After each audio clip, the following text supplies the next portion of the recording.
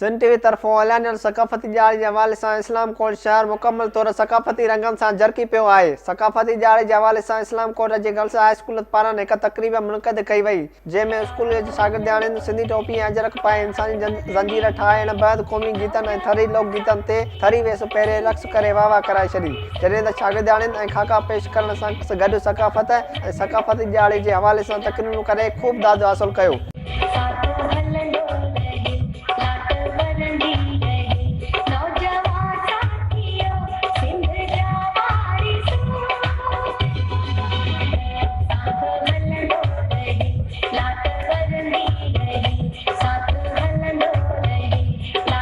तक़रीब के पीपी सदर हाजी एडी बजीर, समाजी अॻवान कुलदीप पारवाणी ऐं स्कूल जी हेड मास्तरियाणी विजय लक्ष्मी ख़िताब कंदे चयो त हू जस ॾियनि था सिंध टीवीअ खे जंहिं सक़ाफ़ती ॼाणनि जो सॾु ॾेई सिंध जे हिलाली पुट हुअण जो सबूत ॾिनो आहे ऐं सॼी सिंधी क़ौम हिकु हंधि गॾु थियण जो प्लेटफॉर्म मुहैया कयो आहे। तक़रीब में चीनी इंजीनियर भी सक़ाफ़ती वेस पाए शिरकत कई। तक़रीब में मुख़्तलिफ़ शागिर्दनि टेबलोज़ ऐं ख़ाका पेश करे ख़ूब दाद हासिल कयो। उन मौक़े ते ज़िले चेयरमैन गुलाम हैदर समेजो, नसीर मेमन ऐं मेन ख़िताब कंदे चयो त मुसलमान ईदूं ऐं हिंदू दीवाली होलीअ जा ॼाण अलॻि अलॻि मल्हाईंदा आहिनि, पर ही ईद जो ॼाण हो सभु गॾिजी मल्हाए रहिया आहिनि। ॼाण मल्हाइण जे मक़सदु सिंधियुनि खे हिक सोच पैदा करे हिक हंध ते गॾु थियण जो पैगाम आहे। सिंधी पंहिंजे सक़ाफ़त ऐं धरतीअ सां मुहबत कंदड़ क़ौम आहे। तक़रीब खे चीनी इंजीनियर बिग बिंग ख़िताब कंदे चयो त हू बि सिंधियुनि जी सक़ाफ़ती ॼाण मल्हाईंदा आहिनि। हिन उन मौक़े ते सिंध ऐं जीए सिंध जीए लतीफ़ जो नारो हयो। उन मौक़े ते आज़ाद इमाम जंजे शाइरी ॿुधाए वाह वाह कराए छॾी, जंहिं बैदि रजिब फ़कीर, अब्बास फ़कीर, निज़ाकत सादिक फ़कीर, वगर नाचीज़, ज़वार हुसैन, फातिमा फ़कीर ऐं ॿियनि सुर विखिरे महफ़िल खे चार चंड लॻाए छॾिया।